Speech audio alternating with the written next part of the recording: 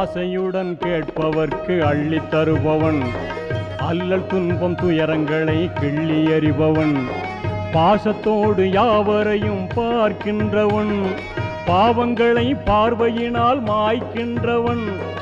அல்லல் படும் மாந்தர்களே அயராதீர்கள், அல்லாவின் பேரருளை நம்பி நில்லுங்கள். அவனிடத்தில் குறையனைத்தும் சொல்லி காட்டுங்கள், அன்பு நோக்கு தருகவென்று அழுது கேளுங்கள். இறைவனிடம் கையேந்துங்கள், அவன் இல்லை என்று சொல்லுவதில்லை.